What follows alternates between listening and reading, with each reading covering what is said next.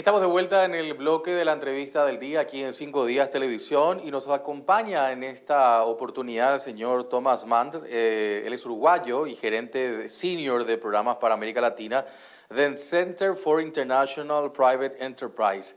Hablando justamente sobre un evento interesante que se está llevando a cabo en nuestro país desde el día de ayer y hoy continúa también. Estamos hablando de el Congreso Compromiso por la Prosperidad. Este es un summit donde están varios actores importantes, stakeholders que también participan del evento para hablar justamente desde el punto de vista que el sector privado es un agente de cambio en la democracia y cómo pueden en realidad entrar a comprometerse más con este desafío. Por eso queremos hablar un poco con el señor Tomás para conocer un poco de detalles de lo que va a ser su presencia el día de hoy, pero aparte de eso reflexionar un poco sobre la importancia de este involucramiento por parte del sector privado. Tomás, ¿cómo estás? Un gusto saludarte, buen día.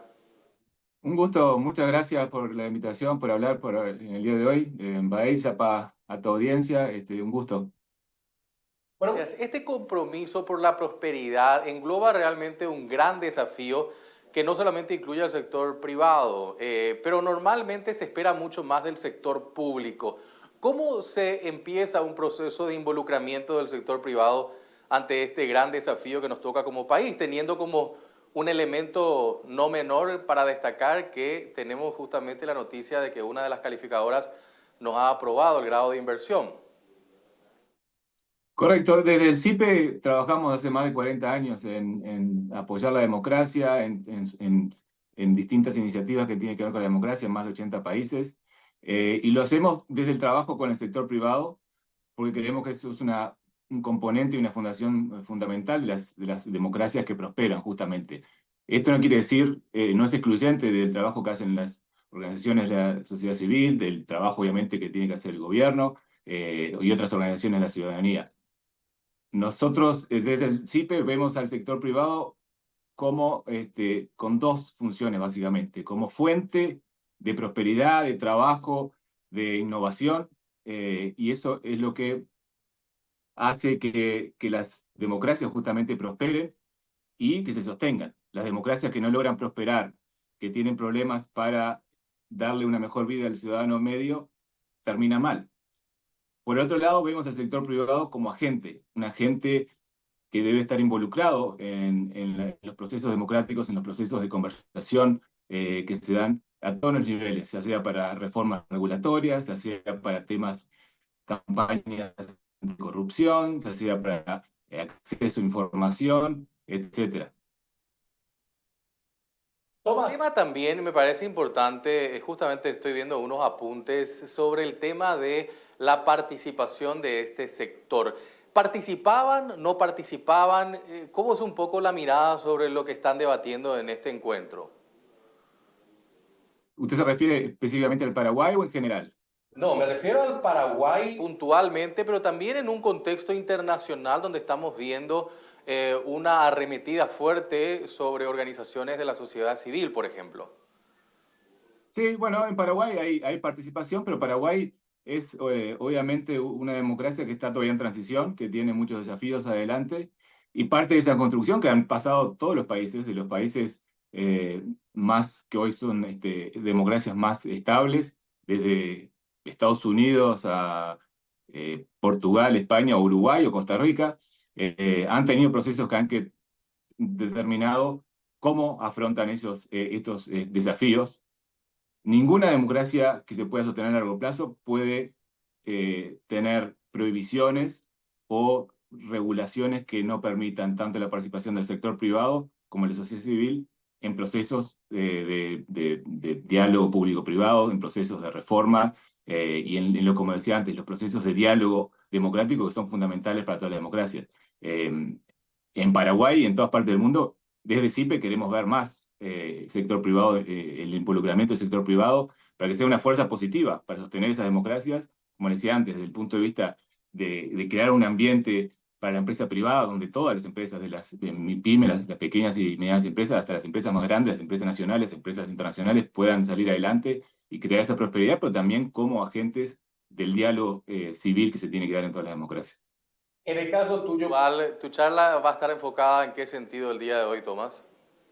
Bien, justamente en debe tener el sector privado en la democracia. Y ahí voy a hablar un poco de esto que ya hemos hablado antes, más a nivel macro, pero también voy a proveer ejemplos muy concretos del trabajo de CIPE y cómo el sector privado puede hacer una diferencia positiva en la construcción de democracias sostenibles. Se plantea que normalmente el sector privado activa dentro de lo que es la sociedad a través de programas de responsabilidad social empresarial. Pero no es solamente limitarse a eso, hay una necesidad de una mayor participación, creo yo, y me vas a corregir un poco sobre esto, Tomás, del sector privado en lo que es también la vida pública.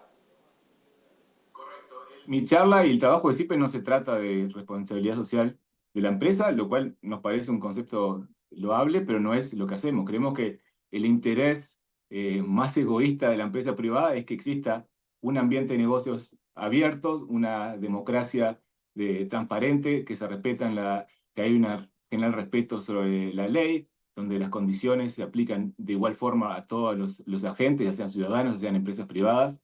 Entonces, eso es un punto que voy a destacar, ¿no? El interés más egoísta de una empresa para sobrevivir y crecer en un ambiente es en un contexto de democracia, de apertura, de imperio de la ley, etcétera. Me imagino que has tenido chance también de ver algunos indicadores de Paraguay. ¿Qué te sorprende de Paraguay, Tomás? Bueno, muchas cosas. Obviamente cada país es distinto, pero todos también países han atravesado transiciones parecidas, ¿no? Muchas veces el fortalecimiento de la democracia con el crecimiento del ingreso per cápita tienden a ir juntos. Paraguay tiene obviamente muchas oportunidades y muchos desafíos. Por el lado de oportunidades, es un país que ha crecido relativamente en forma estable en las últimas 2 décadas, que tiene condiciones favorables para seguir creciendo, un ambiente de negocios relativamente estable, que creo que eso es lo que le ha dado el grado de inversión, que tiene la posibilidad de ser uno de los países en la vanguardia en temas de economía verde, con todo el tema de Itaipú, la capacidad de electrificar y de potenciar la economía como ningún país de Sudamérica puede tener, pero al mismo tiempo tiene desafíos difíciles, ¿no? De que tiene que enfrentar y que tiene que dilucidar en las próximas décadas para continuar en esa trayectoria ascendente. Obviamente, tú nombraste un poco el tema de las ONG, pero hay otros temas, ¿no? Que es donde de transparencia, de la separación de poderes, que el Paraguay, como otros países, también tiene que seguir trabajando y mejorando. Ahora, la otra cuestión también importante en el marco de esta última respuesta tuya es un poco el desafío grande. Vivimos un momento interesante de manera económica, pero de todas maneras hay mucha desigualdad en muchos sectores. En lo particular, como venimos insistiendo también dentro de este espacio, Tomás, cuando venga un inversor a ver un poco las características acá, me imagino que va a hacerse varias preguntas y dirá, ¿invertimos o no invertimos en el Paraguay? Me imagino que habrán hablado mucho también en este encuentro y lo seguirán haciendo el día de hoy. Me gustaría cerrar un poco la nota con algunas ideas, fuerzas y reflexiones un poco hacia el camino. ¿Qué tenemos que hacer puntualmente? Para decirle al Paraguay lo que debes hacer, obviamente, pero las cosas normales que hacen otros países, que les ha ido bien en temas de democracia y de crecimiento económico, es dar ese marco que decía anteriormente de negocios para que tanto un empresario nacional como un empresario extranjero se sientan con la libertad y sin los grandes costos que traen invertir en países donde las leyes no se respetan, donde no hay claridad en cuanto a los mecanismos.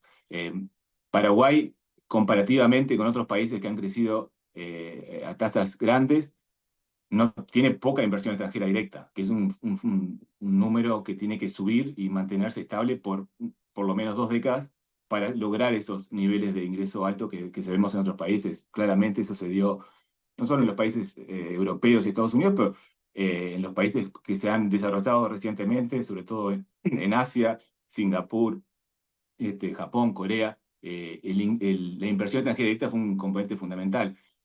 Y la inversión extranjera directa, cuando ve que un país le dan el grado inversor, ayuda, pero eso no es una estación que se llega y no hay que hacer más nada.